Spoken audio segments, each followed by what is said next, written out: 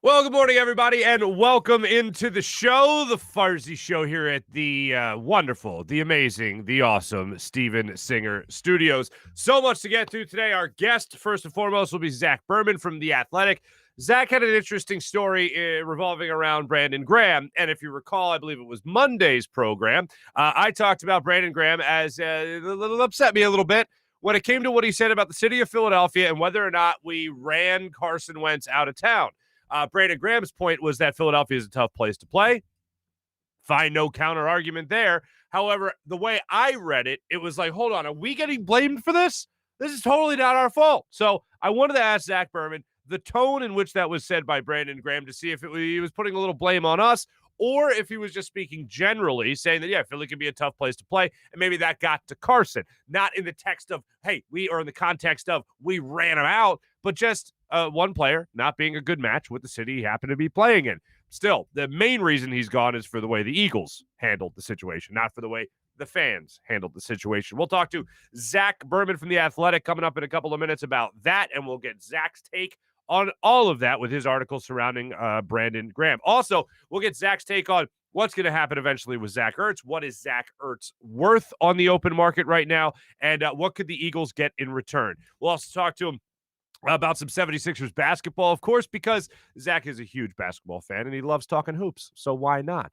Speaking of basketball, we will open with that.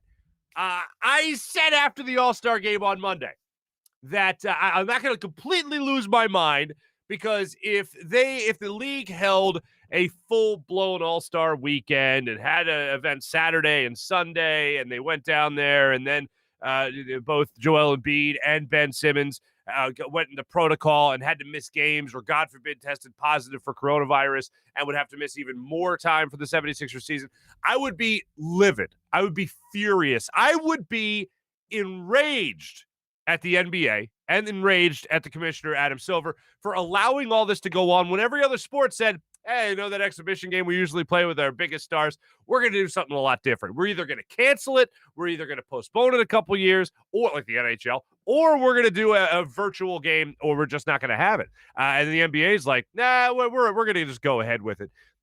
If they would have went through with everything and, God forbid, either player tested positive, I'd lose my mind. But in this regard, they went to their own personal barber. But yes, was it in preparation for the All-Star game? Yeah. So I'm not enraged. I'm just upset. I'm upset, especially now because we have the best aspect of this is they got obviously testing negative continuously. Great. So they're not going to miss an extended period of time. But the other side of it is they're still going to miss time. Joel Embiid is not going to be playing when they return from the All-Star break on Thursday when they go to Chicago to take on the Bulls. Ben Simmons is going to miss 2 games. Joel Embiid, 1 game, that game against the Bulls, and Ben Simmons will miss 2 games. In the grand scheme of things, you hope it doesn't really matter. But I would like, I think, just like any Sixers fan, just like the Sixers themselves, just as Doc Rivers saying the same thing, I would like them to have their best roster and be able to put their best foot forward in this really wonky second half of the season where they still have to play the Nets on the schedule just one more time, and they start off on the road against the Bulls, and they have a very difficult schedule going forward from this point on. So I would like them to be able to play their best basketball, or at least be equipped to play their best basketball from this point to the deadline and then for the rest of the season, with the Nets only getting a little bit better there by adding Blake Griffin. I can't believe this was even played. Like I understand the business aspect of it, but it does not help me. It's a tough pill to swallow thinking about the fact that the NBA is the only sport that during this pandemic held their All-Star game. And albeit now 2 Sixers stars have to miss time, 1 game and 2 games because they decided to hold an All-Star game. Still, it still boils down to that for me, and it's infuriating. You feel like the Nets are only going to get better as time goes on because here's what we know about guys like Kevin Durant and Kyrie Irving and James Harden and now Blake Griffin. Now, not that he's on the same level as those other 3. He's not there anymore, but still, he's better than what they had. That's my overall point with Blake Griffin being added to the Nets. But we know with those 3 stars that I mentioned, they're only going to get better as the season goes on. They're only going to get better when Kevin Durant comes back. They're only going to get better when they learn to all get on the same page together. And they're only going to get better now that they've added a guy like Blake Griffin. So Sixers still have the deadline in front of them. I still feel like they got a Morey move to make that will just wow us, hopefully, and at least give the Sixers another score, at least give the Sixers another shooter as well in the lineup. But you want them to go out in the second half of the season and start out all systems go. They're not going to be able to do that right now. And I would like them to be able to start out as best as they possibly can, considering I think the Nets are going to be making a huge push here in the second half of the season to get that number 1 seed. And from the outside looking in right now, just taking a gander at the standings, you look at it only being a half game up. So it's not exactly a lot of ground that the Sixers have as a cushion there in first place in the Eastern Conference. So starting out the second half of the season, tomorrow night against the Chicago Bulls in Chicago, it's going to be Tobias Harris. It's going to be Shake Milton off the bench, maybe even starting for this Sixers team. You're really going to have Danny Green, Seth Curry, all those guys, Dwight Howard. That's how you're going to be starting out the second half. Doesn't sound like enough to me to put your best foot forward starting out in that second half. So it is very troublesome. It is still very much bothering me that there was even an all-star game. Maybe they don't have to see the barber at that exact time. So we just have to grin and bear it at this point, unfortunately. But I still, albeit they're going to miss the first game and then Ben's going to miss 2, I still can't wait for it to get. I have really, really missed Sixer basketball. And I even tweeted out at the conclusion of the first half of the season that it was just basically me moping around for a week. And I was thinking, well, you know what? I'll at least have Flyers hockey. I'll have Flyers hockey they'll wrap my arms around me and embrace me. And you got fans coming back. You can look forward to fans coming back to the stadium. That'll be great. That'll be wonderful. And then the Flyers decided to forget how to play hockey, so that was cool. But yesterday, really weird game in that I felt like throughout the game, the Flyers, this game against the Buffalo Sabres, which has been that security blanket for the Flyers this year, playing against the Sabres. No Jack Eichel playing yesterday for Buffalo. The Flyers come out and they score the first goal again. And you're thinking, all right, all is right with the world. I didn't feel like effort sucked at any point yesterday, but man, they hit a lull where they couldn't do anything right. They were getting pucks on net, but Buffalo was just capitalizing on every opportunity, and they go up to the tune of 3-1 in the first period. And there was a couple of plays that you didn't expect to happen, a couple of bounces for Buffalo, but again, they created those opportunities. And the Flyers find themselves down 3-1. Where's the security blanket with Buffalo? It wasn't there. It didn't exist. And Carter Hart, I asked these questions earlier in the season when we had Riley Cote on the show, and he does not look like the same netminder that we saw in the bubble last year. He's certainly not the same netminder that we saw during the 9-game winning streak that the Flyers had before shutdown. He just does not look like the same guy, and I don't know what the problem is. I don't know if he's hitting a little bit of a wall after being so high last year and riding that high that he had. I don't know, but he does not look like the same guy. And they decide to pull him after the first period. They go to Brian Elliott. Moose comes in, and Moose ended up handling himself a lot better than what you saw from Carter Hart. 1 goal the rest of the way. Flyers, of course, get the 5-4 win in the shootout. And you don't know how to feel after the game. Like, generally speaking, after a win, I'm feeling great. They came back. They did what good teams are supposed to do. They found a way to win, except for the fact that I think the Flyers are a good hockey team, and they were playing, I think, a bad hockey team in Buffalo. So when you see yourself get down by 2 goals early to the Buffalo Sabres, that's a little bit more worrisome, especially when it's down 3-1 with the goalie that you expected to be the future and I still think will be the future netminder of the Philadelphia Flyers. But it's a little bit worrisome when you see him struggle the way that he has this season.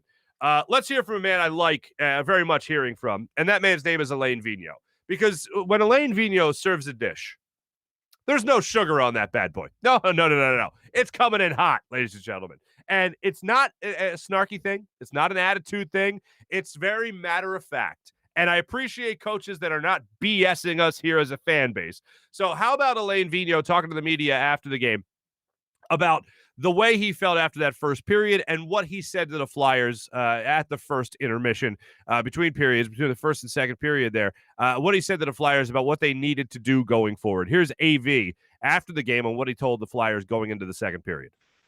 Just talked about, we needed to win the second period. There was no sense in frustration wouldn't help. What needed to help was, us going north-south, attacking their net, attacking their D, and winning that period. We won the second. Wasn't a power play goal there, but it was at the end of our power play, so their guy was just stepping on, and we talked about winning the third period. We went out there, won that third period. Our power play got us a big goal, and our penalty killing at the end there did a good job for us, and were able to win it in a skills competition. Okay, probably the most blatantly honest thing from Alain Vigneault is he hates the shootout. In games that they have lost in the shootout and games like last night that they won in the shootout, no matter what, after the game, it's a skills competition. Alain Vigneault hates the shootout. I don't think he makes any bones about that. However, Scott Lawton played a much better game towards the second half of this game, really after the midway point of the second period. Claude Giroux had a couple of great opportunities for himself, created a great opportunity right at the end of the power play there in the third period, I believe it was, where I don't know why Brett Hall is always the guy that I envision with this type of hockey, but if you see that play, Claude Giroux skates away from the action and kind of loops back in behind the defenseman, between the defenseman and the goalie, between the defenseman and the crease, and was able to get great positioning, lock his legs in, and just bury that puck in the back of the net. And you love seeing that for the Flyers captain to get on the board yet again.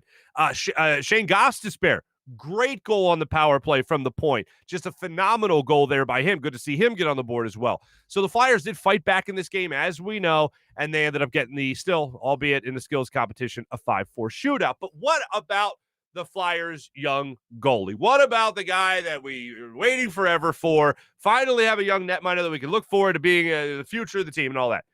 Well, Carter Hart has certainly had his struggles, and this is more so where that honesty from Alain Vigneault comes in. Here's AV on pulling Carter Hart after the first period. Well, I replaced him. I didn't think he had been good enough, so told Moose he was going in. At the end of the day, it's the toughest position in hockey. Carter's a very young goaltender. We all believe in him. We all think that he's got a tremendous amount of potential. But it's a tough position, and he's going to learn from this. He's going to get better. I believe he's got to battle a little bit harder in goal at this time, and I'm confident that he'll work with Kim, and he'll try and get his game to where it needs to be, so that our team can have a chance in every game. That's the number one goal. You just got to give your team a chance to win. If you're a goalie, that's what your number one goal is, and he hasn't done that. You saw the shutout, a week ago, 2 weeks ago, a week and a half ago there, and he looked like he was getting sharp. He looked like he was getting into that groove again, and then that just hasn't been the case. And then there was the game earlier in the season where he just went hog wild on his posts afterwards, after allowing 5 goals in that game, and he just hasn't looked like the same guy. Maybe this is the wake-up call that he needs after the game. And there's a little bit of a naughty word here, so I won't use it in the clip there. But Carter Hart was asked after the game last night about backing up again, about going to the bench, and he said basically it's I'll use this word, it's poopy. Carter Hart last night, it's poopy. Seeing this from Jordan Hall of NBC Sports Philadelphia. And he acknowledges it. And I think it's always a good thing when a player is at least willing to acknowledge the fact that he is struggling and he's in the spot that he's in right now. You got to, the first step of solving any problem is admitting there is one.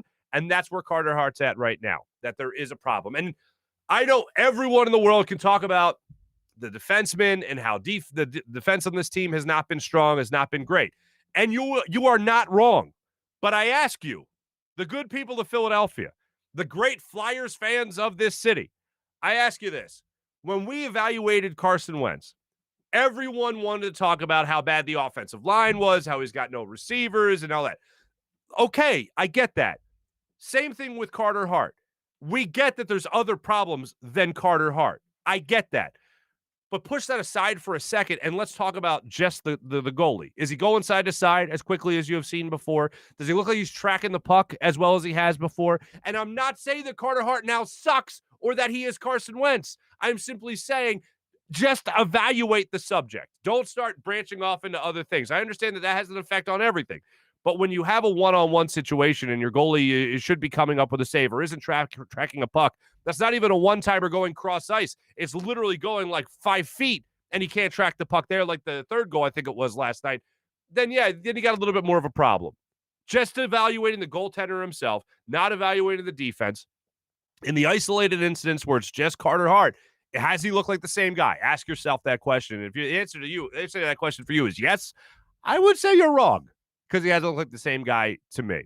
Hopefully, and I think he will. I got full confidence, as Elaine Vigneault, you just heard him say, they have confidence that he'll be okay.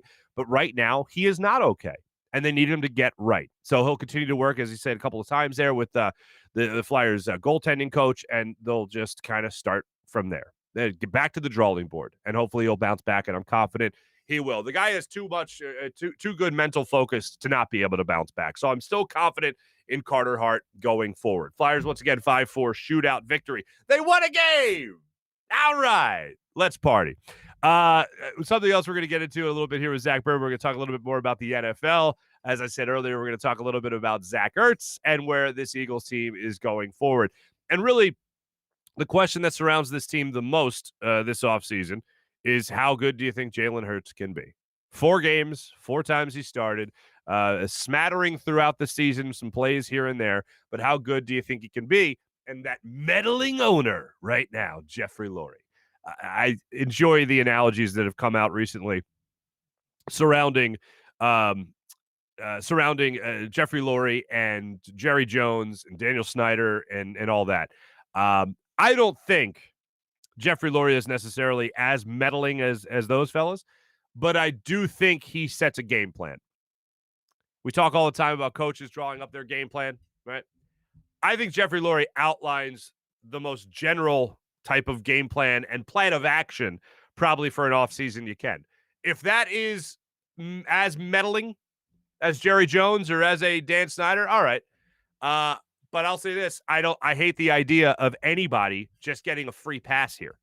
And when you say Jalen Hurts shouldn't have any competition, and Chris Mortensen puts that out, okay, what other player in this lineup, what other player on this roster will have no competition going into training camp?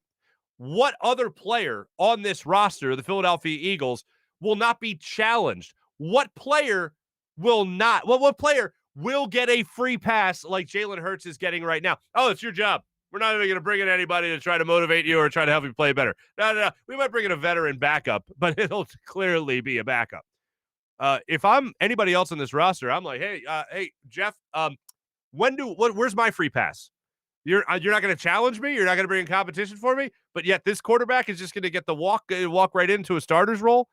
I don't think that's the way to handle a young quarterback. And if you learned anything from the Carson Wentz situation, which apparently you haven't, you don't go out there and say that you don't let that report out there. And I'm not saying Jeffrey Lurie was calling up Chris Mortensen and say, hey, shout this from the rooftops that I don't want to give any competition to my young quarterback. But that's the story that came out. And if it's Mortensen saying it, obviously a veteran NFL reporter, this isn't something that I'm looking at and going, that can't be true, can it? I think it's pretty true.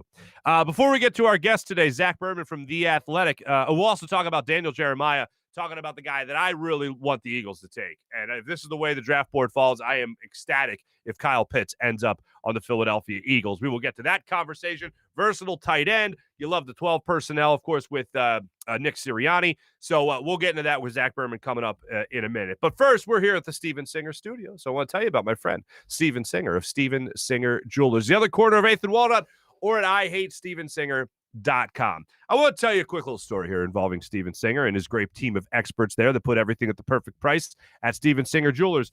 My wife's birthday was back in October, and I haven't told you this story yet. My wife sometimes can be a little indecisive, and our jewelry expert was walking us through everything. And it was still obviously back there in October, still CDC guidelines, plexiglass up. I went on the IHateStevenSinger.com, and I used the appointment scheduler to make an appointment, walked in with my wife. We sat down, and my wife just started trying on everything. She wanted a new ring. That's what she really wanted.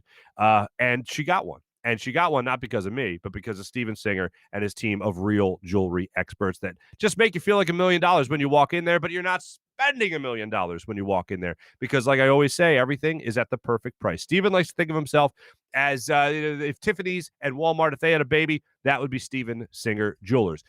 My wife, though indecisive, was walked through everything, and the experts helped her pick out just the ring that she wanted. So the point I'm telling you this story, the reason I'm telling you this story is because you don't have to feel rushed. They're not trying to make a deal as soon as possible. They want to make sure that you're comfortable and you love your purchase every time you go to Steven Singer Jewelers. The other corner of 8th and Walnut, IHateStevenSinger.com. Without further ado, we, of course, have our morning rush later in the show. On YouTube, I'll be checking some of your comments when it comes to – I missed you yesterday on YouTube. We'll be checking some of your comments about what you guys have to say with our social media check-in, brought to you by Steak and Maine. Morning Rush brought to you by Sky Motorcars. And of course, we have our Big Bets segment brought to you by DraftKings. But without further ado, let's check in on the Zatos Investments guest line and talk to our good friend, Zach Berman from The Athletic. Berman, welcome to the show. Joining us here on the Zatos Investments guest line. What's going on, man? I'm doing great. Thrilled to be on. It's great to have you on. The first appearance on the Farzy show. I'm sorry it took this long. Should have had you on the first week, my friend. My most humble apologies. No problem. You were warming me up. Yeah. I was making sure that my microphone wouldn't break mid-interview with you, my friend. That's really what it was. Now, the article that just came out, The Athletic, you talked to Brandon Graham, and there's been a lot of conversation going on. It's the main reason I wanted to talk to you. Because I know in Philadelphia, we get a bad rap for running players out of town. I mean, even I think it was Colin Cowherd tried to blame us for running Andy Reid out of town. You know, he was here 14 years. That's not even like a brisk walk out of town. But when Brandon Graham said that and you heard it, what was the tone of the delivery there? Was it like almost like he was blaming us, or was it more of a general thing that just generally speaking, Philly's a tough place to play? Yeah, more the latter. And it was more in the context that like when things are not going well, it can be a tough town, right? And Brandon knows that more than anyone else. You know that early on in his career, he heard it quite a bit. So Carson, during this past year, obviously fans weren't in the stadium, but there was a lot going on around the Eagles when he was struggling. And I can't speak for Carson because I haven't spoken to Carson, but clearly there was something there in terms of the way he was kind of taking the burden of the way the season was going. Understood. So, okay. So it was Carson almost felt, you think, your educated guess, that a lot of it was piling on between the franchise and the city itself. Yes, I don't think it's necessarily the fans. I just think it's more everything that goes into being the quarterback in Philadelphia, and you know it. You know when you're winning, it's great, and when you're losing, it can be a tough place. All right, that's an easier pill to swallow than, oh, look, Philadelphia's being blamed again. So I appreciate you coming on to explain that. Now, some other news came out recently surrounding the Birds. One, a former scout, now a guy that's breaking down the league for the NFL Network, Daniel Jeremiah, came out and said that the Eagles should be going after Kyle Pitts. I saw that you were trying to explain this as well for context, which is always important. What's the context here when the Eagles, or how much the Eagles should be looking at Kyle Pitts? Yeah, so they have the number 6 pick in the draft, and Kyle Pitts might be the best player in the draft, depending upon who you ask. Like he's that type of talent. And Daniel Jeremiah, and he was very adamant about this. He said he would run the card up at number 6 if Pitts is there. And his point was just that this is a dynamic talent, that this is a player who can change a game plan, who can wreck defenses.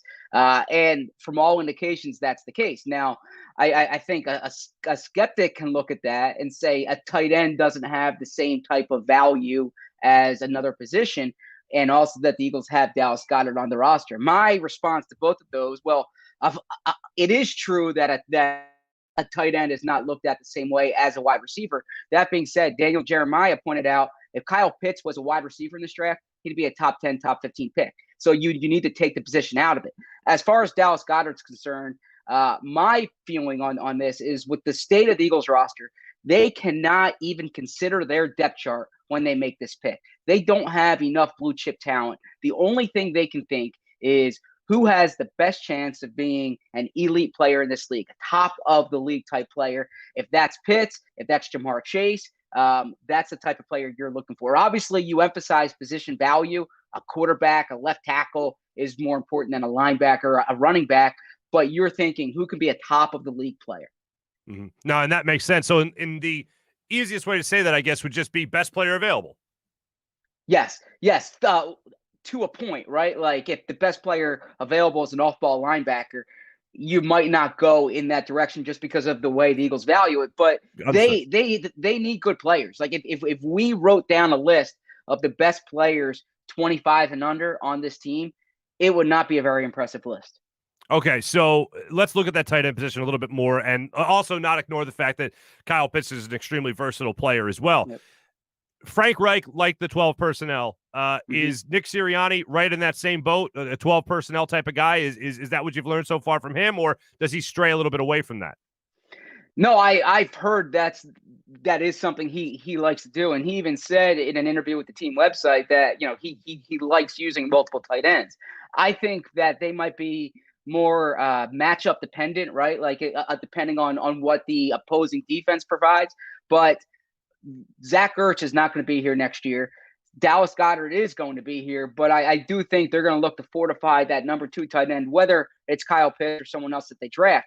That said, there's a delta between Kyle Pitts and the next tight ends in the draft, right?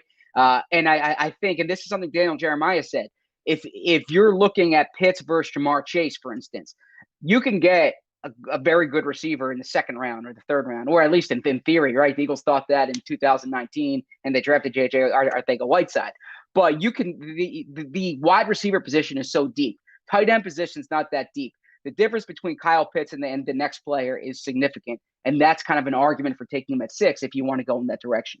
Gotcha. So, Zach, speaking with Zach Berman from The Athletic, then let's look at the offensive line, because right now, from reports that are out there, it's looking like Jeffrey Lurie wants to build around, and I can't believe I'm saying Jeffrey Lurie, but Jeffrey Lurie, apparently the instruction is to build around Jalen Hurts.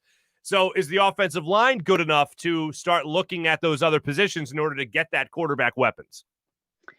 As far as the offensive line, I think it can be if they're healthy. Now, that's a major if. That right side of the offensive line, both of them are coming off the IR, Brandon Brooks and Lane Johnson. But they're 2 of the best players in the league at their positions. Jason Kelce coming back is huge. I think Isaac Seumalo is a very solid left guard, not a top-of-the-league player, but a solid left guard. Then at left tackle, the Eagles have a decision to make there between Andre Dillard and Jordan Mailata. But I think either way they go, you're going to have a decent left tackle at probably the minimum there. So I think the offensive line is fine. To the first part of the question, which was Jalen Hurts, I see the reports, I hear it, I understand it. I am not totally convinced that the Eagles are not going to consider a quarterback until like after the draft, right? Because just knowing the way this organization thinks, and I believe they like Jalen Hurts, and I believe they want to build around Jalen Hurts, but you really need to make an evaluation if you have the option to take, say, a Justin Fields or even a Trey Lance, that Jalen Hurts has that type of upside, because it's hard to pass on a quarterback when you're drafting number 6 unless you know you have one on your roster. Mm-hmm. No, I love that. That's a spicy meatball right there, my friend. Now, and I agree. I think I wouldn't do it at this point, because I think, well, first off, if you know that those guys can surpass Jalen Hurts, who, let's not forget, 53rd overall pick, not a 6th overall pick, definitely. Yep. So I don't feel like they should just put everything in the Jalen Hurts stock just yet, simply because he had a couple of good, flashy plays, bought some time behind a bad offensive line last year.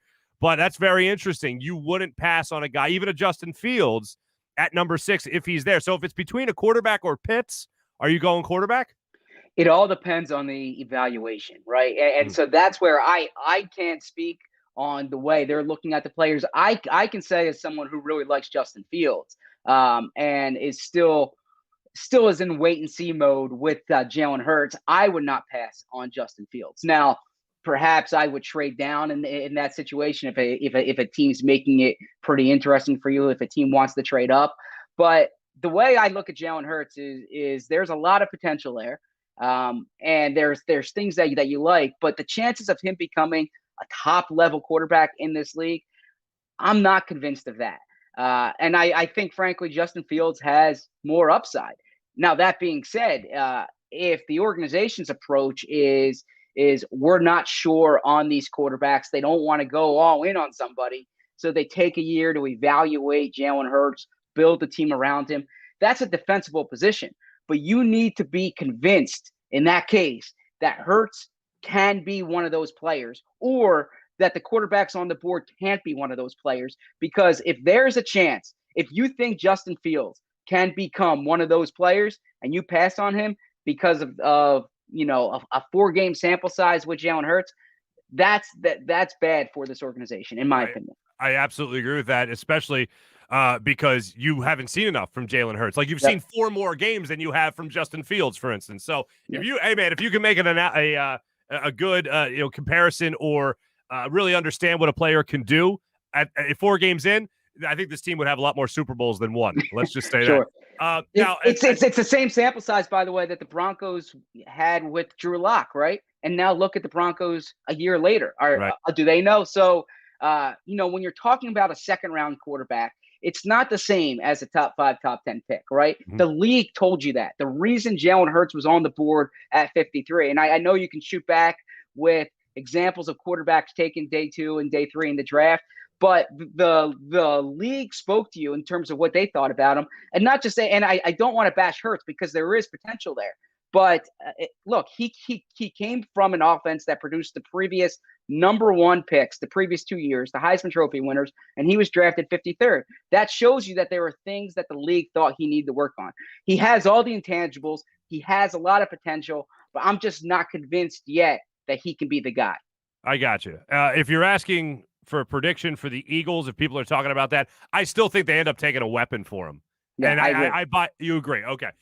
Now, about those reports of Jeffrey Lurie kind of becoming this meddling owner, or at least increasingly so over the years, do you buy into that as well? Do you see him as being more and more of a hands-on type of owner?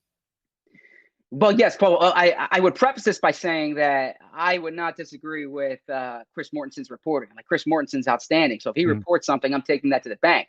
As far as Jeffrey Lurie, I think that Jeffrey Lurie has been involved for quite some time, right? Like, he was on the plane when the team visited Carson Wentz in North Dakota, when the team visited Jared Goff in Northern California. Now I think there's a difference between an owner who's involved and this idea that, there was that analogy that I think Jay Gruden used to the Washington Post about Daniel Snyder coming off the yacht and telling them to pick a quarterback. Yeah. Jeffrey Lurie is not that type of. Jeffrey Lurie is not an absentee owner.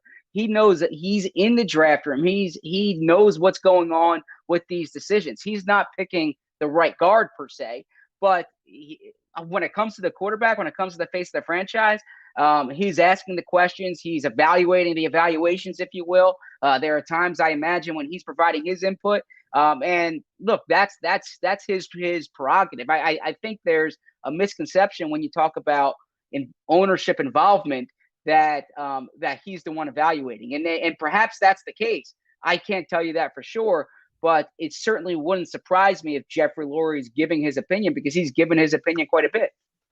And I don't disregard that at all. If I was involved in a football team for 25 years, and I said this on yesterday's show, I would feel like I knew football a little bit. Like, if I was sitting in those meetings evaluating talent or listening to people evaluate that talent, I would feel like I knew a thing or two about football. But shouldn't this be the coach's decision? Shouldn't this be, for albeit, Howie's decision a little bit as well, in terms of the guys that are there in the trenches every day? And plus, how much, second part of this question, is it a good idea to, again, tell a quarterback no competition?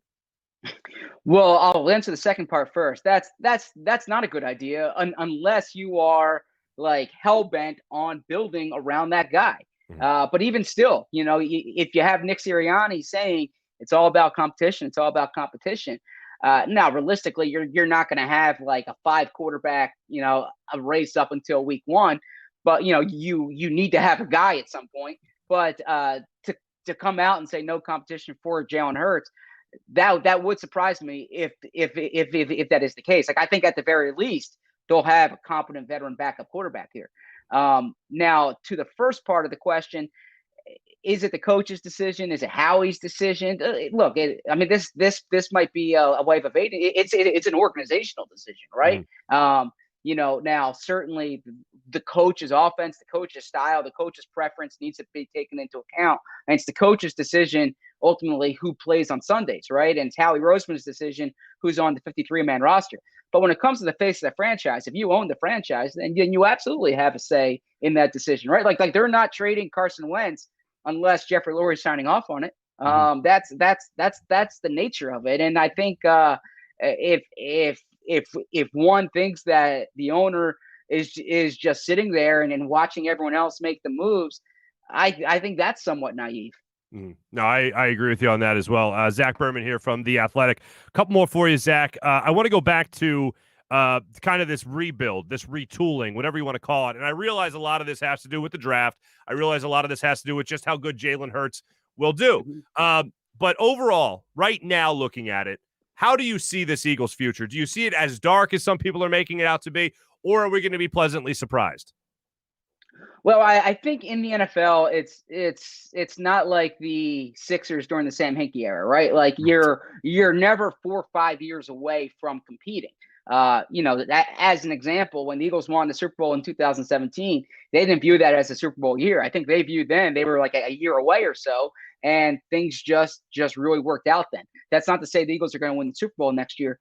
I don't think they're 4 or 5 years away from competing if they make the right moves. That being said, they have a very spotty record in the draft and in personnel decisions over the past 2 and 3 years. The reason they're in this situation they're in now is because of those decisions.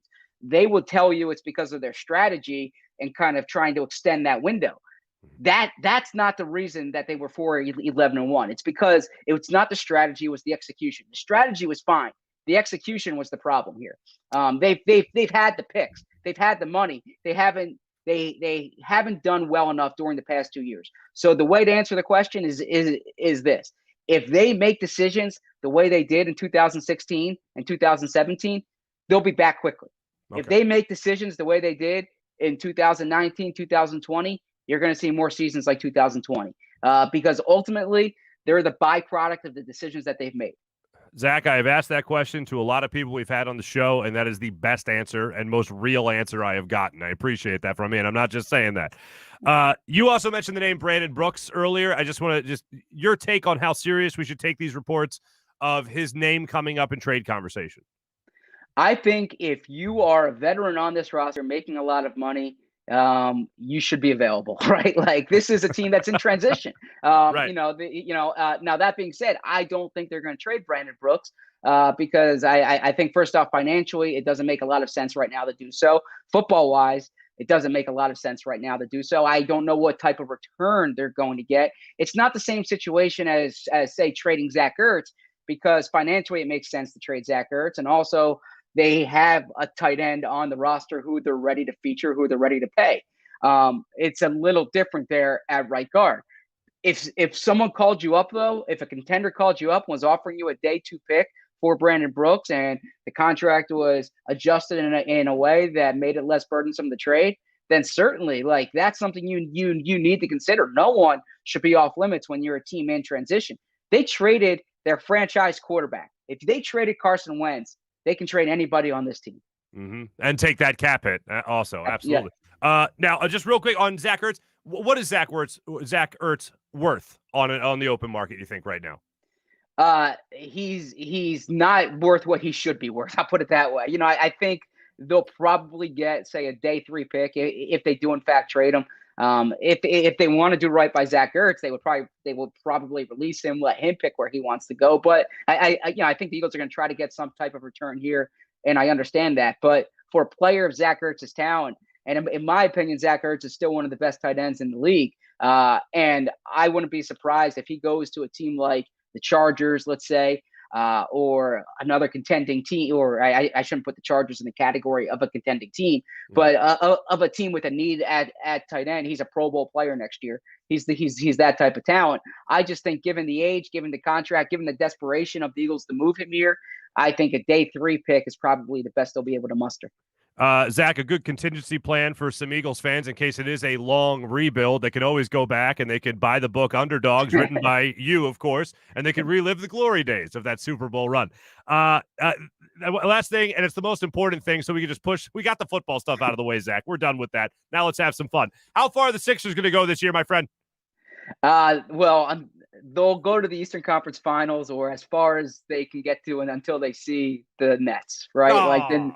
Now, I'm really impressed by this Sixers team, but the moves that the Nets have made and are making, and that would be a great series. I would love to see 7 games between the Sixers and the Nets, right? I would think the Sixers. I think the Sixers can play with anyone in the league, but when Kevin Durant has the ball late in the game, that can be a tough proposition. So we'll see. But this is the best the Sixers have been in a long time. And that includes, by the way, the team that lost to the Raptors, which was a really good playoff team. No doubt. And that would be the farthest they've went since the Iverson days. So, hey, I'll take an Eastern Conference Finals appearance right now. And then when we get there, I'll be pissed they didn't make it to the finals. But right now, I'll just bask in that. Zach Berman from The Athletic. Always great talking to you, man. Thanks so much for coming on the show. And again, the book is Underdogs in case this rebuild is a little bit longer than we'd like. Zach, thanks so much, brother. Anytime. Glad to do it. Zach Berman from The Athletic joining us here on the Zatos Investments guest line. Absolutely love catching up with Zach Berman from The Athletic. Thanks, Zach, for joining us on the Zatos Investments guest line. Before we get to our social media check-in and our morning rush, we do have some fine sponsors to tell you about. We'll do that in a second. But I just want to warn you. This is fair warning. I told you when we started the show, I was going to protect you from the hot takes. I can't help myself. I'm going to play for you only because it's the hottest take in the history of hot takes. The term hot take was created to describe what this Hall of Famer said. We'll get to that in just a second in our morning rush, brought to you by Sky Motorcars. But first, before we get to our social media check-in, brought to you by Steak and Maine, I got to tell you about DraftKings Sportsbook. It's that time of year again. Conference tournaments tipping off. Bubble teams are making their final push for a bid in the big tourney. So, looking at those games and those top seeds, DraftKings Sportsbook wants to walk you through all of it. America's top-rated sportsbook app, now putting new customers in the center of the action. Here's what you could do. Bet $4 on an underdog, win $256 if that underdog wins. It's that simple. You bet $4 on an underdog in a select college basketball game, and if they win, you collect $256. So the bank for you with DraftKings is open. Pick one of many selected college basketball teams and their underdogs, and your shot at winning $256 is right there for just a $4 bet. There's no better way to put your college basketball knowledge to the test than to put your money where your mouth is with DraftKings Sportsbook. Don't worry if college basketball isn't for you. DraftKings Sportsbook has odds on hockey, the NBA as well, golf even. Have yourself a great time. DraftKings is safe, secure, and reliable, so you can deposit and withdraw your funds at your convenience. Download the top-rated DraftKings Sportsbook app now and use promo code Farzy. That's promo code Farzy when you sign up to turn $4 into $256 if the underdog of your choosing pulls off the upset. That's promo code Farzy to turn $4 into $256 for a limited time only. DraftKings Sportsbook must be 21 or older, Pennsylvania only, new customers only. Restrictions apply in partnership with Meadows Racetrack and Casino. See DraftKings.com/sportsbook for details. Gambling problem, call 1-800-GAMBLER. All right. This is going to be this is for Steak and Maine. For the people watching this program, I'm just going to do this. Just take a look at this. All right? Huh? You want that? You want to put that in your face? What is that? Like a little crab cake, a little steak, a little lobster, a little gravy, a little something on top of that? Whatever it is, I want that in my face. I will eat that right now. All right? One thing comes to mind while I'm watching this. Oiling and lotioning. I'm sorry. It looks that good. Steak and Maine, fine dining in the heart of Northeast Maryland. Whether you dine in a more upscale steakhouse or casual bar and patio, you can enjoy the highest quality of prime meats, fresh seafood, world-class oyster bar, and freshly prepared sushi. And all that right there with an extensive wine list, including their own Cavada Cellars wine. By the way, that was Tony Cavada, my man at Steak and Maine. That's his social media. I told you I'd be posting some stuff from him. That's it right there. How good does that look? Does the word succulent come to mind, like I've been saying?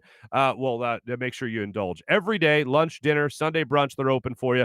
Steak and Maine in Northeast Maryland, voted number one place for steaks in America. In America, folks, by the Travel Channel and the Cooking Channel. Check it out for yourself at steakandmaine.com for more information. How about our friends at Zatos Investments, up-and-coming luxury real estate development investment company in the Philadelphia area. They design and develop top-of-the-line custom homes around the city, ranging from small single-family rehabs, ground-up new construction, townhomes, and condo buildings. Zatos also works closely with their private investor base to provide them with substantial returns on their investment, ranging from 20 to 40%. These guys are just crushing it right now in the Philly real estate game. To see some of their properties and to learn more and learn how you can invest with Zatos yourself, reach out to info@zatosinvestments.com or simply visit zatosinvestments.com. All right, time for our social media check-in, brought to you by our friends at Steak and Maine.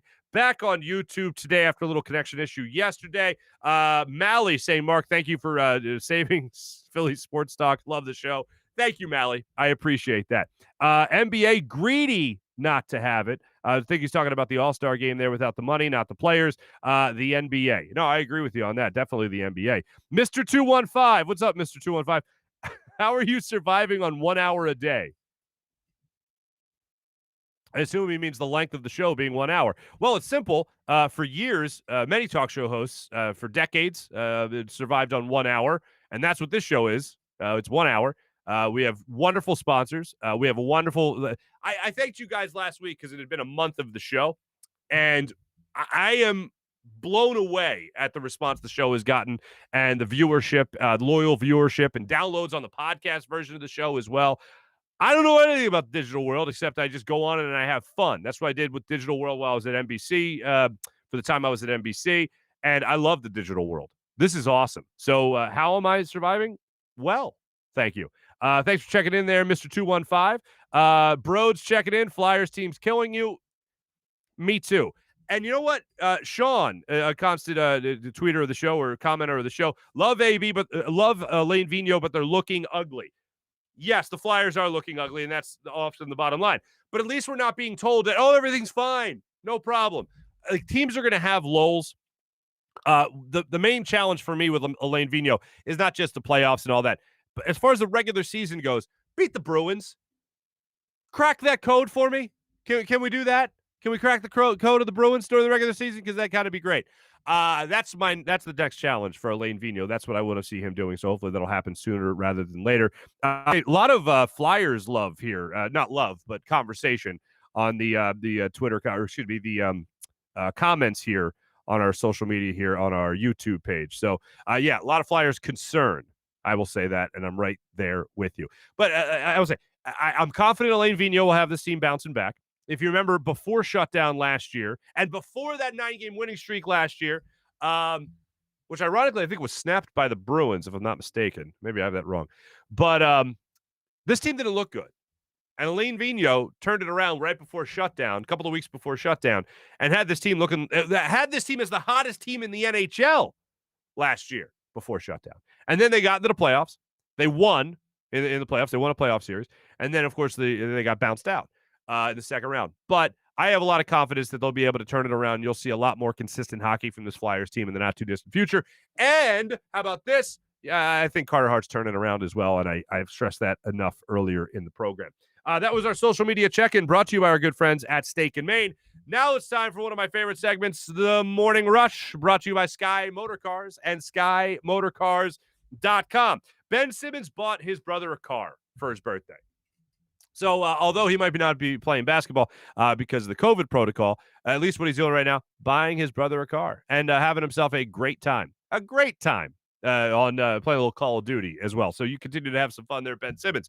Let's talk about those Blue Coats. Delaware Blue Coats, 127-100 win over the Raptors, 205. I think is that. Excuse me, 905 is how you say that with the Toronto Raptors. Their G League team. So the Delaware Blue Coats, the farm team, if you will, of the 76ers, they find themselves in the finals. How about that after another single elimination game in the playoffs? Isaiah Joe, Sixers second-round pick from this past draft, 24 points in the victory. Congratulations to the Delaware Blue Coats. Hoping to have Coach Connor on with us in the not-too-distant future. We can talk a little the Blue Coats action with him. So hopefully we'll be able to do that sooner rather than later. Baseball news.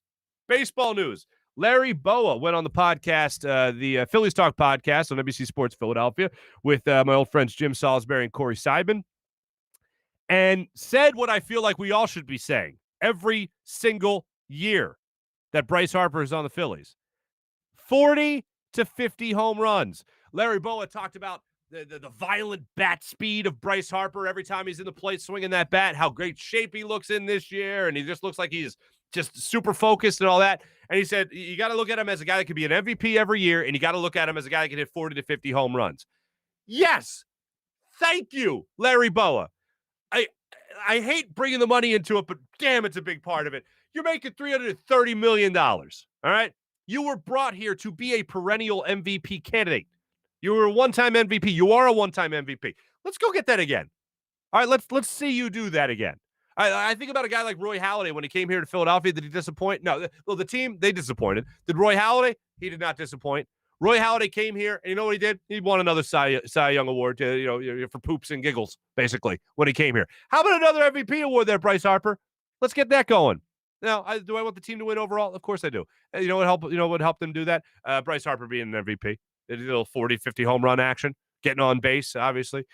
That's what I want to see from Bryce Harper. Thank you, Larry Boa, for just putting it out there. What we all should be putting it out there as far as our expectations go for Bryce Harper. Yeah, MVP candidate. Let's keep that going. Now it's time for what I warned you about, ladies and gentlemen. Now it's time for what I warned you about. The hottest take in the history of hot takes. There has never been a hotter take. So if I'm saying that to you, you're thinking, what, Skip Bayless? No. You're thinking Colin Cowherd? Hot take machine galore? No. Stephen A. Smith? Max Kellerman? No. Far off. Actually, Stephen A. Smith, not far off. Stephen A. Smith is actually the anti-hot take in this scenario. Ladies and gentlemen, I present to you, as we talked about yesterday, Dak Prescott got paid. Well, former Cowboy, Hall of Famer, Michael Irvin, you might remember, issued the hottest take in the history of hot takes. Here is Michael Irvin reacting to Dak Prescott's new deal with the Dallas Cowboys. Have the closest thing in the National Football League to Tom Brady at quarterback now. That's what we have, because Dak Prescott has the ability to do what Tom does, and he has the leadership like Tom. That's what, Dak Prescott alone for his leadership and how these guys follow him was well worth becoming the highest paid quarterback in NFL history. You got to make sure you measure and count for these things. These are important things. You saw what they were like without him last year. I'm talking about the leadership he gives. That's where he's most like Tom Brady. He's a great leader. And very rarely in this National Football League do we have quarterbacks being the heart and soul of a football team. How do you sound? How do you sound? He's got one playoff victory, and you mention him in the same breath as a 7-time Super Bowl champion. One playoff victory. What's wrong with you? What is wrong with you?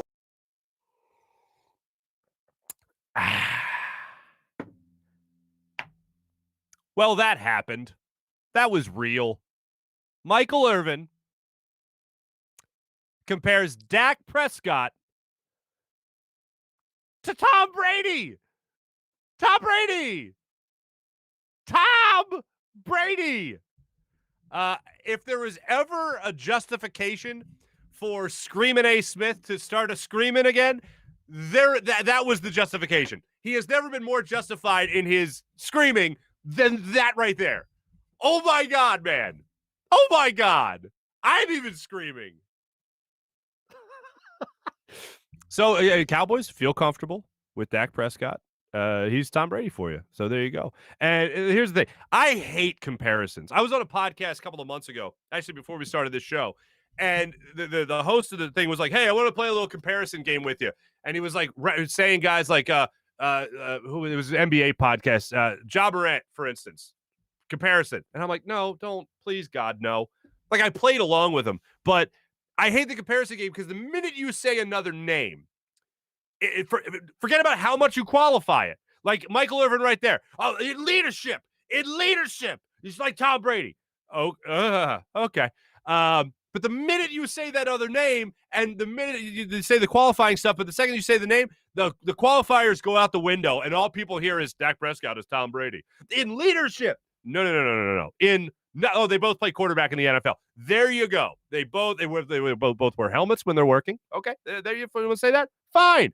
But even if you say that in comparison to Tom Brady, nobody wants to hear that. 7-time Super Bowl MVP, or Super Bowl champion.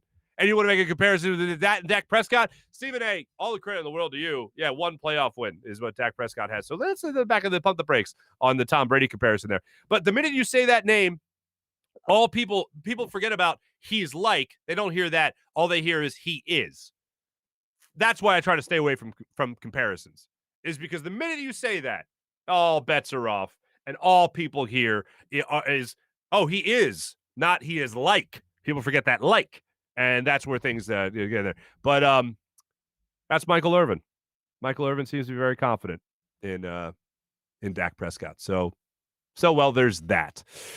Ladies and gentlemen, that was our morning rush brought to you by Sky Motorcars and SkyMotorcars.com. Wanted to revisit something from earlier in the show.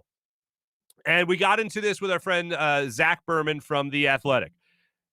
The idea of Daniel Jeremiah, former Eagle scout, now NFL Network, the fact that he is looking at Kyle Pitts right now as the guy that could be the game changer for the Philadelphia Eagles and will likely be there at 6 for the Eagles. He said it's really a no-brainer, as Zach pointed out as well, that the Eagles need to take Kyle Pitts, the tight end out of Florida, to be their 6th overall pick. If he's still there on the board, which he probably will be. I love this idea. Now, Kyle Pitts, local guy. He actually went to my high school, Archbishop Wood, and just I hear nothing but great things. And when it comes to this guy's talent level, I think the ultimate thing here is, does he check 2 huge boxes for Howie Roseman and Jeffrey Lurie, who are ultimately going to be making the decision on this pick? I mean, ultimately, I think it'll be Howie's decision, but I think, as we know, there's going to be a lot of sway on Jeffrey Lurie. Ultimately, does it come down to 2 boxes being checked? One, is he a great talent? Obviously, check. Okay, going top 6 in the draft. Yeah, you're a great talent. And the other, does he have a direct ability to make Jalen Hurts look good? Check. Huge check mark in that box. It might seem obvious to say, all right, take the best player available. Sure. But also, as we were talking about with Zach Berman earlier, take the best player available that will also make last year's pick at number 53, Jalen Hurts, and getting rid of Carson Wentz look like it wasn't that big a deal. And I know a lot of people want to double down on this idea that we're doomed here in Philadelphia and it's going to take 3 years to rebuild something and all that. Like, the world was burning when Chip Kelly got fired. And we were thinking, oh, Deshaun's gone now. LaShawn McCoy's gone now. Nick Foles isn't here anymore. And we were thinking we are going to be, and Doug Peterson's going to be the head coach. I was optimistic about Doug Peterson. I was not on the doom and gloom train when it came to that. But still, I thought even in bringing Doug here, you'd have to build something over a long period of time, maybe 3-4 years. It took 2. It took 1 year to have confidence in Carson Wentz. It took another year to have confidence in Doug Peterson and Carson Wentz being an MVP caliber type player to make you think, oh, well, everything's fine. Everything's hunky-dory with this team. We're good. Oh, look, they won a Super Bowl. Cool. That happened 2 years after we thought the world was over with the Chip Kelly era, and we were going to have to spend a long time in waiting. That's why I continue to go back to this argument. If Jalen Hurts is not, it doesn't even have to be MVP caliber like Carson Wentz was in the 2017 season leading up to the Super Bowl. He just has to be a good quarterback. A good quarterback, one that you can rely on, one that can create with his legs. We know we can do that. Get him another weapon. That'll be the goal of this draft. But if Jalen Hurts is just a good quarterback, this team will be in the hunt in December, and they'll be playing those meaningful games, and they could be a playoff team. Like, that's what you could get. This year, they could be a playoff team. I don't think it's that difficult to fathom. I don't think it's a wild imagination to say this team could be a playoff team. If Jalen Hurts is just a good quarterback, and I think he can be a good quarterback. I don't think he's going – I'm not going into this saying Jalen Hurts sucks. Not even a little bit. I think we saw enough last year to say, okay, he at least belongs. Now let's see how he can play with a full off season, full time with these receivers, a healthy offensive line, and that's just half the battle right there for him to take the rest of the way. If you get him Kyle Pitts, for instance, yeah, I think you can take this offense, back to a very respectable level from where it was before. And you can look at this defense with, yes, still holes on the defense to fill. I get that. But if Jalen Hurts can be the guy that can be that deodorant, like a good quarterback is supposed to be for the other stinky problems on this team, then yeah, I think you could be competing for the playoffs this year. You could at least be playing meaningful games in December and probably make the playoffs. This year it can happen. Go get Kyle Pitts. Go get at least a weapon early for Jalen Hurts, and Howie Roseman and Jeffrey Lurie can rest on their laurels looking at Jalen Hurts as he's slinging it to Kyle Pitts and hopefully a healthy Jalen Reagor. And you could have a guy, obviously you already have Miles Sanders in the backfield, Dallas Goedert, whoever else, and you can actually have confidence in this team going forward. And I think that's the main goal. Again, I'll go back to it. Jalen Hurts, getting him a weapon, I think that's the number one priority of Howie Roseman and also the number one priority of Jeffrey Lurie, because it'll not only make the decision of letting Carson Wentz go easy, but it'll also make the decision from taking a quarterback 53 overall look better if you have a guy for him as a target, as a number one guy that I think Kyle Pitts can be. And if you go back to the Daniel Jeremiah report, or at least his will into the atmosphere, that the Eagles should take Kyle Pitts if he's there still at number 6, and they're picking at number 6. Run it up to the podium, no-brainer. Take this guy. He could be the best player in the entire draft. I'm going to go ahead and listen to Daniel Jeremiah, the same guy that I believe had Jalen Reagor on his draft board at number 55 as the 55th best player, and he had, Justin Jefferson at number 14. I like you, Daniel Jeremiah. You were on the same page with me as far as I'm concerned, but you were a scout in the NFL, and I'm just some dude. But anyway, go ahead and just copy whatever Daniel Jeremiah's draft board is and paste it to your draft board, Howie, and it's just going to be difficult to go wrong. So hopefully that's the case for the Eagles. Hopefully they do draft a weapon for Jalen Hurts, and we'll be feeling a lot better about the season when everything gets underway. Big Bets segment brought to you by our good friends at DraftKings. Taking another day off today. I'm basking in my basketball glory by picking Gonzaga over St. Mary's at minus 17.5. But make sure you download the DraftKings Sportsbook app. DraftKings Sportsbook. Take advantage of all their offers right now. In particular, the one they have going on right now for underdogs in the big tournament going on right now, especially for bubble teams and conference play getting underway. So make sure you take that off, or take advantage of all that with DraftKings. Thanks for watching the show, everybody. My thanks, Jim Hyden, produced the program. Josh Weinfeld, Buzz Sports and Entertainment Production. We'll be back with you guys tomorrow. Should have another fun-filled show for you, as well as another Farzy in the Field installment brought to you by FanUp. And hopefully you're having a lot of fun with that FanUp app. I had a challenge last night, accepted it. So hopefully you can get on there and challenge me as well. Thanks for watching, everybody. We'll talk to you tomorrow. Have a great rest of the day. Take it easy.